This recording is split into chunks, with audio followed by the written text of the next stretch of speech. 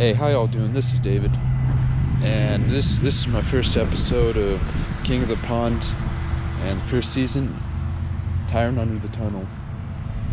So here at the spot, and I'm gonna get to why I chose this spot and why the King of the Pond chose this spot too. So this swampy little pond, see.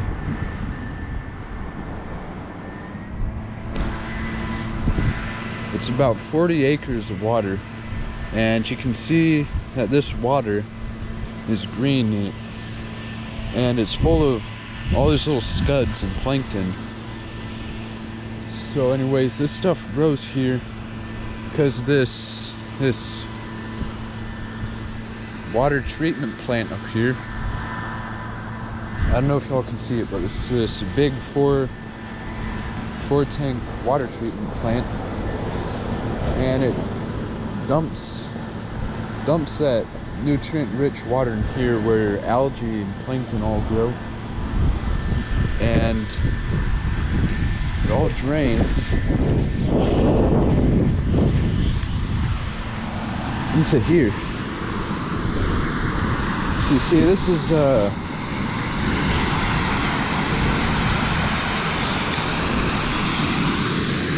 so this is about a 20 foot wide drain, and this water is always draining in here. And what happens is this tunnel, it runs 250 feet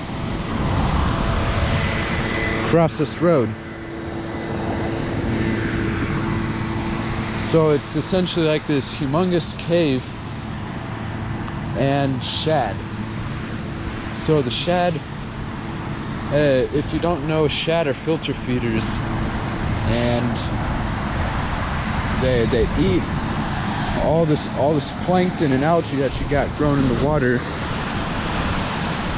They eat this stuff. It all flows into here because there's no fish in here. I remember when I first started out, for a whole year I fished this pond and I ain't caught a dang thing until I moved over there. So this algae all grows, washes into there, runs through here,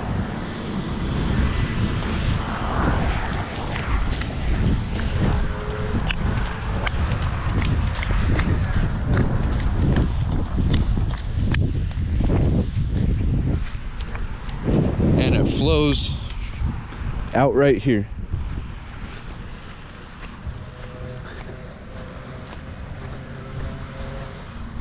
So pretty much you got this 20 by 8 foot cave, that's huge, that could harbor the King of the Pond. And the reason the King of the Pond would choose this tunnel over all of them is because all the nutrients in that lake come and feed filter feeders and bait fish like shad, and pretty much every night right before the sun rises, you can just watch these huge shad boils. They're always right here year round. I've caught 4 or 5 pound bass over here, and well, I think it explains itself that if there's big fish over in this area, that the King of the Pond would totally choose this.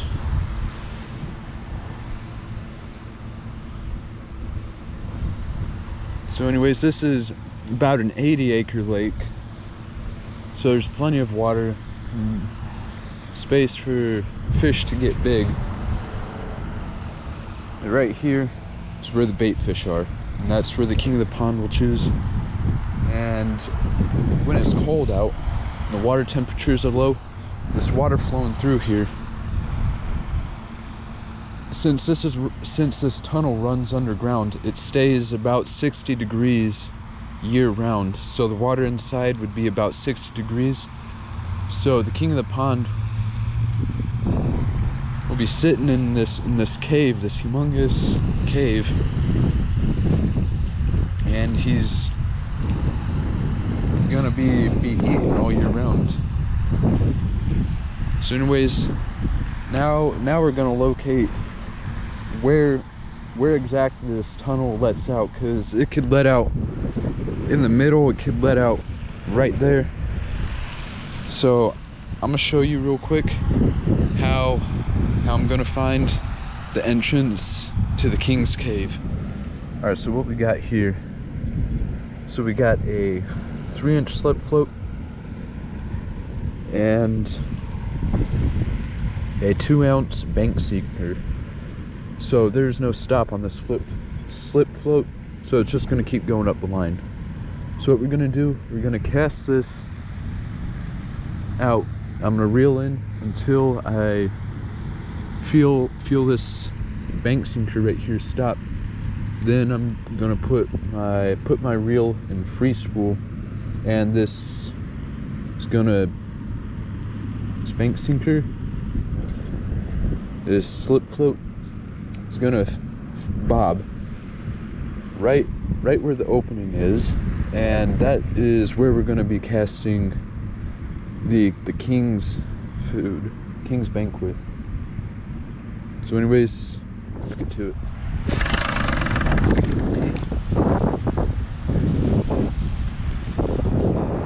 Anyways, so our sinker stopped, and that means that it hit the mouth of the tunnel, and bobber right there. That means that we found where the entrance to the King's Cave is. Now that's half our work already done. So next thing to do would be to get bait and cast it right there. Anyway, so this is my setup. So here we got a Fluger Capital number 1988. Now this reel was made in the 50s, and on it we got 50-pound braid spooled with 25. So it's spooled with 50-pound braid, and we got a 25-foot leader of 80-pound monofilament. And I'll get to why in a second. So anyways, we got a size 9/0 circle hook. This is gonna hold our king's meal, and a 1.5 ounce sinker, so that he'll be able to take the bait without feeling the weight, but the weight helps keep the bait placed where we reel it in. So one thing that I want to get to, so about this 80-pound monofilament that I have, when the Tyrant of the tunnel takes the bait and I set the hook, first thing he's gonna do, guarantee 10 out of 10, he's gonna duck right back into his hole, and he's gonna swim up into the tunnel. We can't have that happen, or else, you know, I'll literally be pulling him out from underneath my feet, and the concrete culvert that he's sitting in, I'm just gonna saw through the line, especially if it's braid. Now this 80-pound monofilament is supposed to help prevent that. Next thing, when he takes it, I'm gonna set the hook and I'm gonna run like hell up the bank to try and pull him out sideways, so that he isn't able to break us off. So we're gonna pull him out sideways and try and bring him out over there.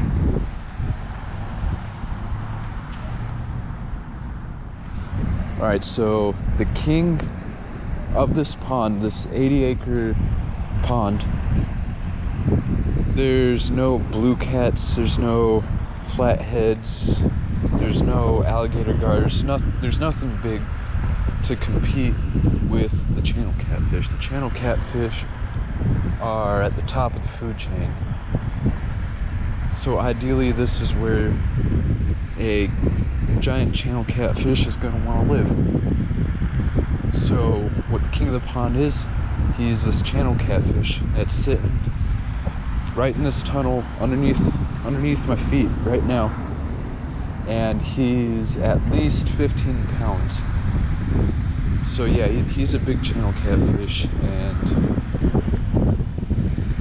well, he hasn't been caught.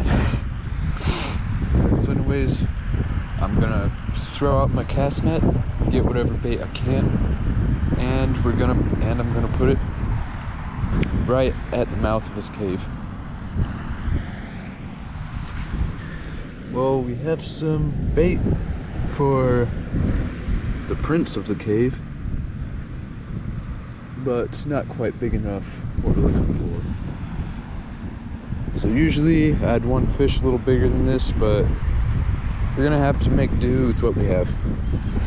Anyway, so we got the fluger waiting, and got it on free spool so that the king can just run with it.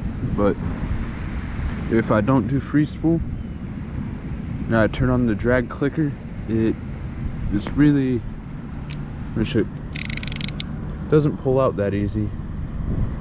So anyways, it's just on free spool, and we're gonna wait. Meanwhile, I'm gonna rig up the other pole.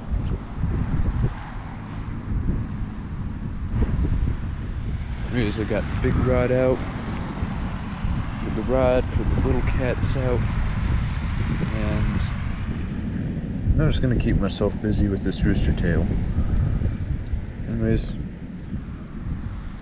hope I catch something. Just to prove that there's a lot of good food around here for the tyrant of the tunnel. Just look how big this crawfish claw is. Look, it's huge. Anyway, so as I was walking around, came across this plant here. See these flowers right here. It's called belladonna, and it's extremely toxic.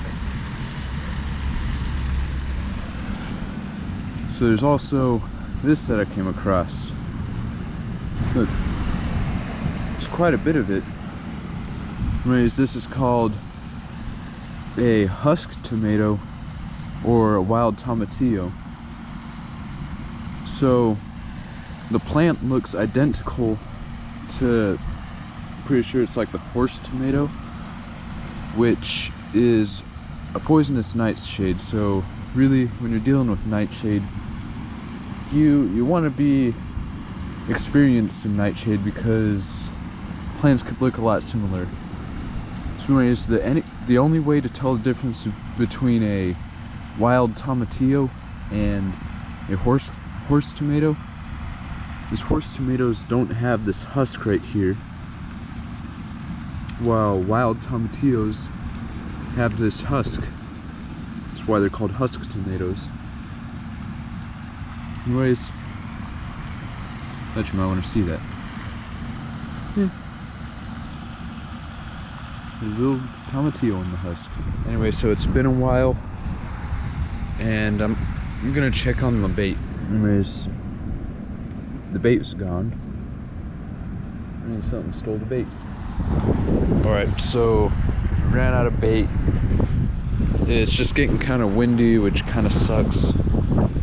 I can't seem to catch anything with the cast net. But thank y'all for watching. This is my first episode of Tyrant in the Tunnel, and I'm gonna have the next episode out next weekend.